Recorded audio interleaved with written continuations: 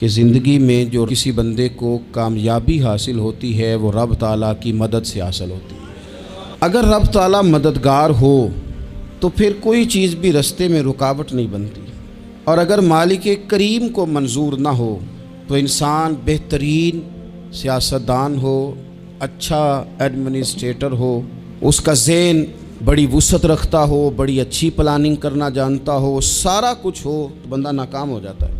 مسلمانوں کو جتنی کامیابیاں ملیں ان کا پس منظر صرف اتنا تھا کہ اللہ تبارک و تعالیٰ نے اپنے بندوں کی مدد فرمائی، اور اب تعالیٰ نے قرآن مجید میں اس حقیقت کا بیان کیا، فرمایا بل اللہ مولاکم، فرمایا بلکہ اللہ تمہارا مولا ہے، وَهُوَ خَيْرُ النَّاصِرِينَ، اور وہ بہترین مددگار ہے۔ وہ جو رب تمہارا مولا ہے وہ بہترین مددگار ہے، اور اگر وہ مدد کرے تمہاری، سورہ آل عمران میں آگے جا کے ارشاد فرمایا اگر اللہ مدد کرے تو پھر تم پر کوئی غالب نہیں آ سکتا، اور اگر وہ تمہاری مدد چھوڑ دے تو پھر کوئی تمہاری مدد کر سکتا، کوئی مدد نہیں کر سکتا۔ میں نے بزرگوں سے ایک بات سنی تھی، وہ بڑی یاد رہ گئی۔ وہ فرمایا کرتے تھے قابلیت بھی بڑی چیز ہے لیکن قبولیت سب سے بڑی چیز ہے۔ قابل ہونا بھی بڑی بات ہے لیکن زیادہ بڑی بات یہ ہے کہ اس کی بارگاہ میں قبول بھی ہے کہ نہیں۔ کوئی کیا کر سکتا ہے اگر اللہ مددگار ہو تو؟ جس کو رب کریم اٹھانا چاہے اسے کوئی گرا سکتا ہے؟ ہم یہ ڈرے ڈرے سہمے سہمے پریشان فیصلہ کرنے کی طاقت نہیں، مجھے چلنا چاہیے کہ نہیں، اٹھنا چاہیے کہ نہیں، کرنا چاہیے، اٹھ باندھ کمر کیوں ڈرتا ہے؟ پھر دیکھو خدا کیا کرتا ہے۔ حضرت عبداللہ ابن عباس فرماتے ہیں میرے نبی پاک علیہ السلام نے میری تربیت فرمائی، حضور نے میری تربیت فرمائی، اور محبوب پاک علیہ السلام نے فرمایا عبداللہ یاد رکھنا، یہ نوجوان دوست میری بات لکھ لیں، پریشان لوگ میری بات لکھ لیں، جن کے پاس قوت فیصلہ نہیں وہ اس بات کو لکھ لیں۔ حضرت عبداللہ ابن عباس فرماتے ہیں میرے نبی پاک علیہ السلام نے مجھ سے فرمایا تھا عبداللہ سن، اگر ساری دنیا مل کے تیرا کوئی نفع کرنا چاہے کر نہیں سکتی جب تک میرے رب کی رضا نہ ہو، اور فرمایا ساری دنیا مل کے تیرا کچھ بگاڑنا چاہے تو عبداللہ بگاڑ نہیں سکتی جب تک رب کریم کی حکمت کا تقاضا نہ ہو۔ اپنی زندگی میں اپنے مالک کو مولا جان کے بل اللہ مولاکم، اللہ تمہارا مولا ہے، وَهُوَ خَيْرُ النَّاصِرِينَ، وہ بہترین مددگار ہے۔ توجہ جب بھی کریں رب کی جانب کریں، اپنے دل کا قبلہ درست رکھیں، سوچوں کے زاویے سیدھے رکھیں۔ مالک جب بندوبست کر دے نا، جب مالک بندوبست کر دے پھر ایسا بندوبست کرتا ہے کہ لوگوں کے پاس نا چارہ نہیں رہتا۔ حضرت مریم رضی اللہ تعالی عنہا پاک باز تھیں، مسجد میں رہی تھیں، پر مالک کی حکمت کے تقاضے بڑے عجیب ہیں نا۔ پھر جناب مریم کو اللہ تعالیٰ نے بغیر شوہر کے اولاد عطا کر دی۔ یہ بات ہی ایسی تھی، وہ کسی نے کہا تھا کہ مخلوق تو فنکار ہے اس درجہ کے پل بھر میں سنگے در کعبہ سے بھی اصنام تراشے، تم کون ہو کیا چیز ہے داغے کبابی، لوگوں نے تو مریم پہ بھی الزام تراشے۔ تو لوگوں نے کہا کدھر سے لے آئی بچہ، تیرا باپ تو ایسا نہیں تھا، کہاں سے لے آئی؟ اللہ کرے میں آپ کو سمجھا سکوں، ذرا اپنے آپ کو وہاں کھڑا کریں کہ ایک پاک باز عورت، پاک باپ کی بیٹی، طیب ماں کی بیٹی، اور اللہ کے گھر میں پرورش پانے والی خاتون، ایک وہ وقت اور ایک یہ وقت کہ اس عورت کو کٹہرے میں کھڑا کر کے پوچھا جا رہا ہے کہ معاذ اللہ تیری گود میں بچہ جائز نہیں ہے، کہاں سے لائی ہے؟ اب خود سے صفائیاں بندہ کتنی کو دے، کتنی کو وضاحتیں کرے۔ اور میں نے تو اپنی زندگی میں دیکھا ہے زیادہ وضاحت دینے والے کو بھی لوگ جھوٹا سمجھنے لگ جاتے ہیں، زیادہ وضاحت دینے پر بھی لوگ کمزوری کا اظہار سمجھتے ہیں کہ کمزور پڑ گیا ہے۔ آپ صلح کی کوشش کرتے ہیں، سامنے والا بزدل سمجھ لیتا ہے، زیادہ وضاحتیں بھی کمزور کر دیتی ہیں۔ اب حضرت مریم کو کٹہرے میں کھڑا کر کے کہا بچہ کس کا ہے؟ تو پھر خدا بندوبست جب کرے، اللہ جب مددگار ہو، تو پھر حضرت مریم کی گواہی درختوں سے نہیں دلوائی، اس نے پتوں سے نہیں دلوائی، پھر فرشتے نہیں بھیجے۔ حضرت مریم کہنے لگی مجھ سے نہ پوچھو، وہ جو پنگوڑے میں ہے اسی سے پوچھ لو، ان سے پوچھو نا، وہ کون ہے پوچھ لو، ان سے کر لو سوال۔ انہوں نے کہا پنگوڑے میں چند دنوں کا بچہ یہ جواب دے گا؟ مددگار تھا رب، ان کی برات کا اعلان کرنا تھا مالک نے، اور جب مالک اعلان کر دے، جب مالک تیری صفائی دینا چاہے، جب مالک تجھے دنیا کے سامنے نکھارنا چاہے، تو پنگوڑے میں لیٹے حضرت عیسیٰ بول کے کہنے لگے انی عبداللہ آتانی الکتاب، فرمایا میں اللہ کا بندہ ہوں، رب نے مجھے کتاب عطا کر کے نبی بنا کے دنیا میں بھیجا ہے، میں اللہ کا بندہ ہوں، کتاب لے کے آیا ہوں، نبی بن کے آیا ہوں۔ پھر پنگوڑے سے اعلان ہو گیا، پھر بچہ بول پڑا۔ اور یہ ایک دفعہ نہیں بات ہوئی، یہ بنی اسرائیل میں ایک جریج نام کے شخص بھی تھے جو نماز پڑھ رہے تھے، بعض نے لکھا ہے نفل نماز تھی، اماں نے پکارا تو آئے نہیں، تو ماں کے منہ سے نکل گیا تو اتنی دیر تک مرے گا نہیں جب تک کسی بے حیا عورت کا منہ نہ دیکھ لے۔ تو وہ عبادت گزار تھے، لیکن لوگوں نے ان کی عبادت، ریاضت، پرہیزگاری کو نہیں دیکھا، بس ایک عورت کو بھیج کے الزام لگوا دیا۔ وہ عورت آیا جایا کرتی تھی، اب آ جاتی ہیں عورتیں، مسئلہ پوچھنے کی نیت سے بھی آ جاتی ہیں۔ ماحول میں کچھ جگہ ایسی بھی ہیں جہاں عورتیں دم کرانے کے بہانے آ جاتی ہیں۔ وہ خاتون آتی جاتی تھی اس خانقاہ پہ، آستانے پہ، یہ بخاری میں موجود ہے، پر اس نے کہا میری گود میں جو بچہ ہے یہ انہی کا ہے۔ مجھے بتائیں کیسے بندہ وضاحت دے؟ حالات خراب ہو گئے، لوگ کٹیا جلانے لگے، ماحول اور طرح کا بن گیا۔ میرے نبی پاک علیہ الصلوۃ والسلام فرماتے ہیں پھر اس رب کے بندے نے کہا مالک تو کریم ہے، تیری مشیت کا تقاضا آیا جو میری ماں نے جملے بولے تھے، پر اب میں وضاحت دینے کے قابل نہیں رہا، اب تو ہی کرم کرے گا تو دروازہ کھلے گا۔ تو وہ چند دنوں کا بچہ پنگوڑے میں بول کے کہنے لگا میں اس درویش کا نہیں، میں تو فلانے چرواہے کا بچہ ہوں، وہ جو بکریاں چراتا ہے۔ رب کی مدد کو پکاریں، اپنے ساتھ اپنے مالک کی مدد کو شامل کریں، تھوڑے رزق پر بھی گزارا اچھا ہونے لگ جائے گا۔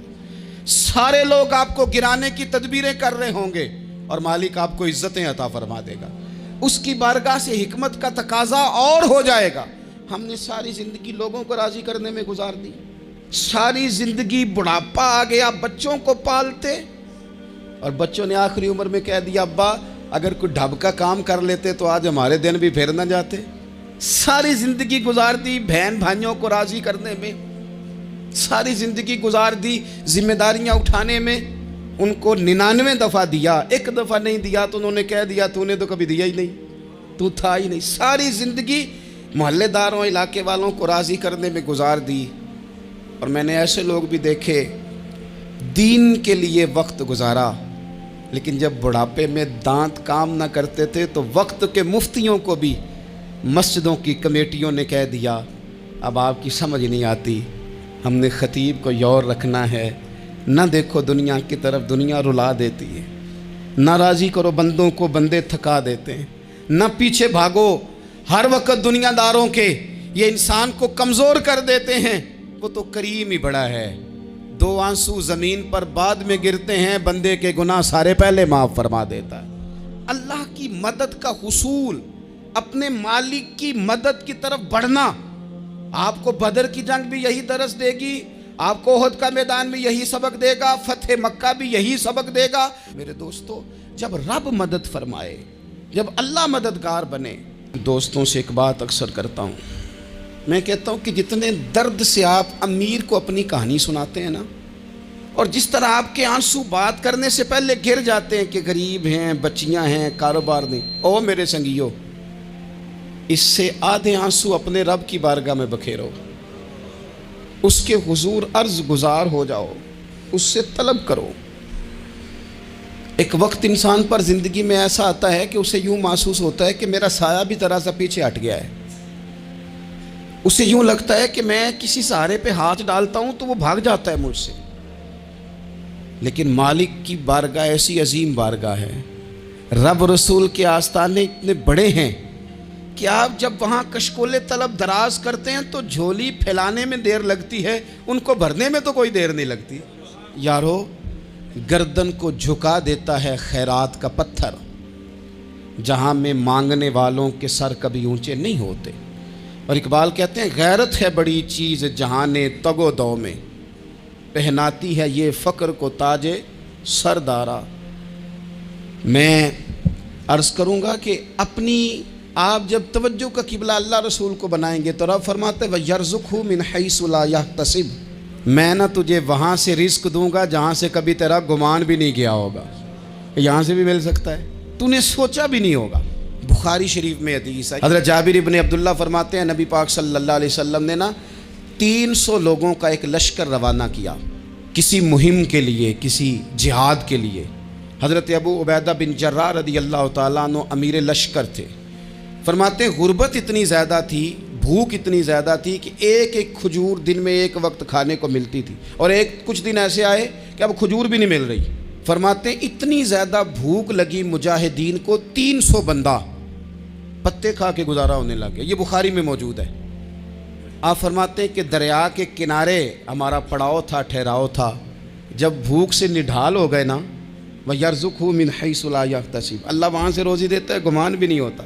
فرماتے ہیں ایک مچھلی اللہ تعالیٰ نے دریا کے کنارے بھیجی، فرماتے ہیں وہ تھی تو مچھلی پر پہاڑ جتنی تھی۔ بخاری میں لفظ ہیں، حضرت جابر ابن عبداللہ رضی اللہ تعالیٰ عنہ فرماتے ہیں 300 آدمی 18 دن تک اس مچھلی کو کھاتے رہے، مچھلی ختم ہی نہیں ہوئی۔ مچھلیاں نہیں، مچھلی کہتے ہیں 18 دن 300 بندہ کھاتا رہا، مچھلی ختم ہی نہیں ہوئی۔ اور فرماتے ہیں کہ اس کی ہڈی نکال کے، کانٹا کہیں گے آپ اپنی زبان میں، کہتے ہیں وہ نکال کے نا تو اس کو کھڑا کیا نا جب، تو اونٹ کجاوے سمیت اس کے بیچ سے گزر جاتا تھا، 2 اس کے کانٹے جوڑے۔ فرماتے ہیں وہ اس کا گوشت ہم کھاتے تھے اور اس کی چربی بطور تیل کے ہم جسموں پہ ملتے تھے، بیماروں کو اس سے سکون آتا تھا، تندرستی شفا ہوتی تھی۔ فرماتے ہیں ہم کھایا بھی ہم نے، اور کچھ لے کے ہم مدینے بھی گئے، اور قربان جائیں نبی پاک نے بھی اس میں سے کھایا۔ ہم نے عرض کی حضور یہ معمہ کیا ہے، یہ ماجرا کیا ہے؟ تو محبوب نے فرمایا تمہارے پاس غذا نہیں تھی، رب نے تمہارے لیے بندوبست کیا ہے، اللہ نے تمہیں دیا ہے۔ مکان شروع کر لیا، ایک صاحب نے وہ مکان بنانے لگے، آپ وہ حساب لگا رہے ہیں، کہتے ہیں میرے پاس اتنے پیسے ہیں، اتنے میں نے فلانے دوست سے کہنا ہے اس نے دے دینے، اتنے فلانے رشتہ دار سے کہنا ہے اس نے دے دینے، اتنے فلانے سے کہنا ہے اس نے دے دینے۔ یہ ساری کاپی بنا کے مکان شروع کر لیا۔ جو روز کہتا تھا نا کوئی حکم ہو جاتے 10 سب سے پہلے اس کو کہا میاں پیسے چاہیے دن، وہ کہندا ہو کل ہی منڈا ٹوریا ہے، کدے تو پرسوں 10 داتے لب جانے سن۔ میں آپ کو اپنے تجربے کی بات بتا رہا ہوں۔ جن لوگوں کا خیال ہوتا ہے نا کہ آپ سٹارٹ کریں فلانا کام، ہم آپ کے ساتھ ہیں، اللہ کا ہی کوئی نظام ہے، وہ بالکل بھی نہیں ساتھ ہوتے۔ لیکن ایسا نہیں ہے کہ کوئی ساتھ نہیں ہوتا، اللہ تعالیٰ بڑے اسباب پیدا کرتا ہے، وہاں سے دیتا ہے جہاں سے گمان بھی۔ ہمارا یہ ذہن بن جاتا ہے ہم ساری اپنے حساب سے چلتے ہیں، اتنے رشتہ داروں سے، اتنے، کون آپ کے ساتھ چلے گا؟ سوال ہی نہیں پیدا ہوتا۔ یہ سارے کام چھوڑ کے سب سے پہلے 2 رکعتیں پڑھو، اپنے رب کی بارگاہ میں، رسول کائنات کی بارگاہ میں گزارشات اور استغاثے پیش کرو، وہاں سے خیر طلب کرو۔ دنیا دار کیا دیں گے، کیا دے سکتے ہیں، کیا حیثیت ہوتی ہے کسی؟ اللہ کہتا ہے وہاں سے دوں گا۔ تو جو اللہ مال دے وہ لینا چاہیے کہ رشتہ داروں کا مال دیکھنا چاہیے؟ جو اللہ دے وہ لینا چاہیے کہ سیٹھوں نوابوں کی جیبیں دیکھنی چاہیے؟ جو اللہ دے وہ قبول کرنا چاہیے یا دیکھنا چاہیے کون سا آدمی کہاں پہنچ گیا؟ چھوڑو، اپنی مٹی پہ چلنے کا سلیقہ سیکھو۔ کسی کے سنگ مرمر پہ چلو گے تو پھسل جاؤ گے، پھسل جاؤ۔ اس پر ایک اور بات عرض کر دوں، صحیح بخاری سے، مسلم سے ایک اور بات۔ کچھ چیزیں ایسی ہیں جن سے اللہ کی مدد آتی ہے، مدد ملتی ہے۔ ایک چیز ان میں سے ایسی ہے جس سے بہت مدد نازل ہوتی ہے، وہ ہے کہ جب رب آپ کو دے نا تو پھر آپ بھی اس کے رستے میں دیں، پھر مدد آتی ہے، پھر اور آتا ہے۔ بخاری مسلم میں حدیث ہے، یہ زیادہ ہی توجہ طلب امر ہے، اس پر آپ غور کریں گے۔ حضرت ابو ہریرہ فرماتے ہیں کہ نبی پاک علیہ السلام نے فرمایا ایک شخص نے بادلوں کے اندر سے آواز سنی کہ فلاں آدمی کا کھیت اور باغ خشک ہو گیا ہے، وہاں برسو اور اس کے کھیت کو سیراب کرو۔ وہ بڑا حیران ہوا کہ بادل سے آواز آ رہی۔